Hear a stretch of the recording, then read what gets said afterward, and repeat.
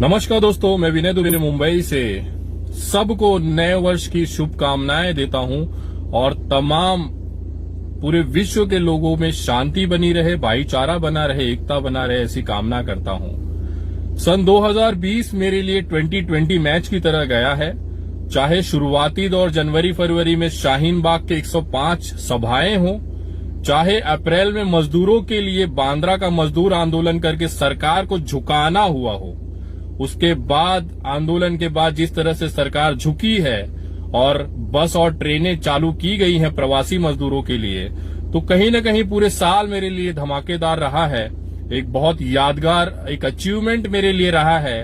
उत्तर प्रदेश का योगी जी के कुर्सी के नीचे से डॉक्टर कफील को खींच के ले गया मैं। उसके बाद में बिहार की गुलनाज को इंसाफ दिलाने के लिए जिस तरह से किरण यादव, जिसने कभी जेल और पुलिस का मुंह नहीं देखा था, उसको हवालात में डालकर उसकी औकात उसको दिखाई थी। उसके बाद रागिनी तिवारी जैसी महिला, जिसने कभी पुलिस स्टेशन और चौकी का मुंह नहीं देखा था, आज उसको दिल्ली से फरार करवा दिया है जाफराबाद में एफआईआर कराकर। और बाद में किसान आंदोलन में तो आप लोग जानते ही हैं किस तरह से भारतीय जनता पार्टी की धज्जियां उड़ाई थी हम सभी ने मिलकर। चाहे वो मोदी जी का पुतला जलाना हो, चाहे भारतीय जनता पार्टी के झंडे से जूता पोंछकर उसकी होलिका दहन करना हो। तो मुझे लगा था 2020 आराम से समाप्त हो जाएगा और 2021 में एक नई शुरुआत करेंगे, लेकिन मेरा अभी 2020 खत्म नहीं हुआ है।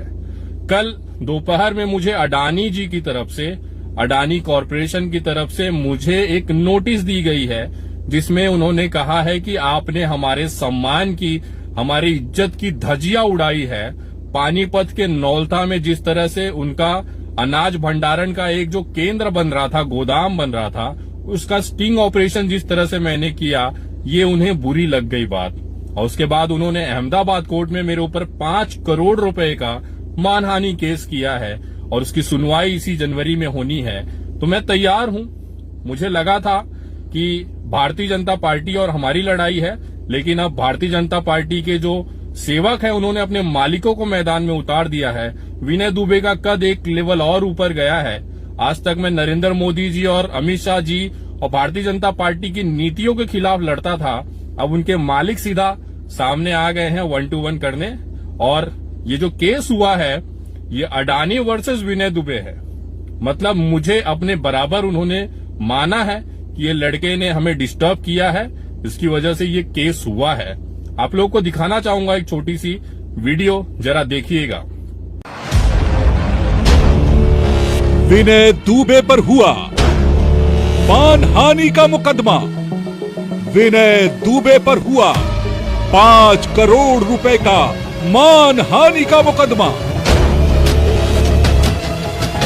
ये मुकदमा Adani agri logistic Panipat limited की ओर से किया गया है।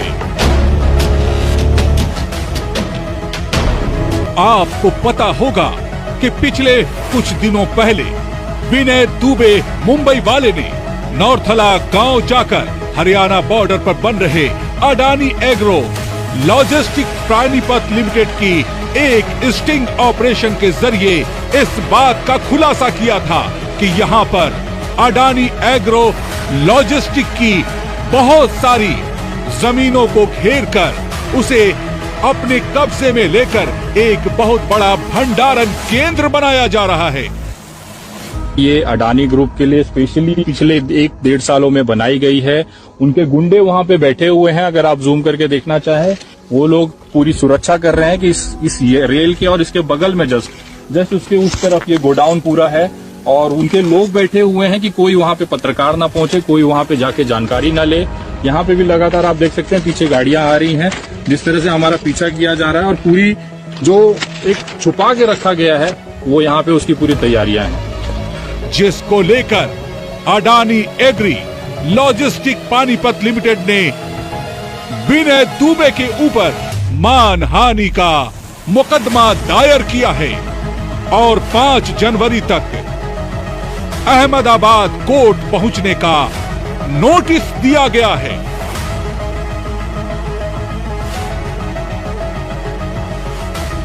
लगातार सरकार और सरकार से सवाल करते रहना और तीखी आलोचना करने वाले विनय दुबे लगभग पूरे भारत में और विदेशों में इनके वीडियो कई लोग बड़े चाव से देखते हैं। इसी को देखते हुए किसानों के समर्थन में उतरना विनय दुबे के लिए, खास तौर पर किसानों का समर्थन करना अडानी ग्रुप को शायद ज्यादा ही नागवार गुजरा है और तब से अडानी ग्रुप विनय दुबे को फंसाने के लिए नए नए हथकंडे और नए तरीके ढूंढ रहा है। अब देखना होगा अहमदाबाद के कोर्ट की पहली तारीख में क्या होता है। मगर उससे भी बड़ा सवाल है कि क्या आज के समय में अडानी या अंबानी को कोई कुछ बोल भी नहीं सकता? क्या कोई उसका बाल बांका भी नहीं कर सकता? आप देख रहे हैं X24 न्यूज। मैं तैयार हूं और बहुत खुशी तरीके से तैयार हूं। मैं इस चुनौती को, इस नोटिस को स्वीकार करता हूं और आगामी जो तारीख है उस पे अहमदाबाद कोर्ट में उपस्थित रहूंगा मेरी टीम के साथ।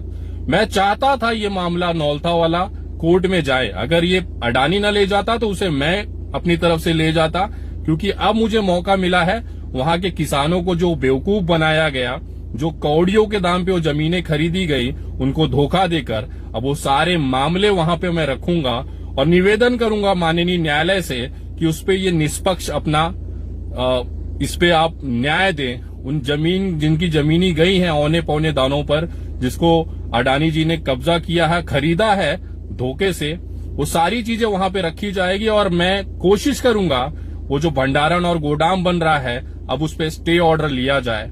चाहे उसके लिए हाई कोर्ट जाना हो, चाहे सुप्रीम कोर्ट जाना हो, मेरे लिए खुला मैदान इन्होंने छोड़ दिया है।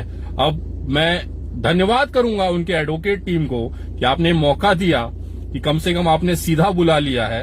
अब हम आएंगे और फैसला करेंगे आपके जो अडानी का खास तौर पे जो गोडाउन वहां पे बनाया जा रहा है, और इसको लेके बाकायदा एक प्रेस कॉन्फ्रेंस 4 तारीख को मुंबई में मैं करूंगा, जिसमें सारी मीडिया के सामने वो एग्रीमेंट की कॉपी रखूंगा जो अडानी के एडवोकेट ने मुझे भेजी है, जिसमें साफ साफ लिखा हुआ है कि इनको गोडाउन बनाने की जो परमिशन है 2017 में ही दे दी गई थी।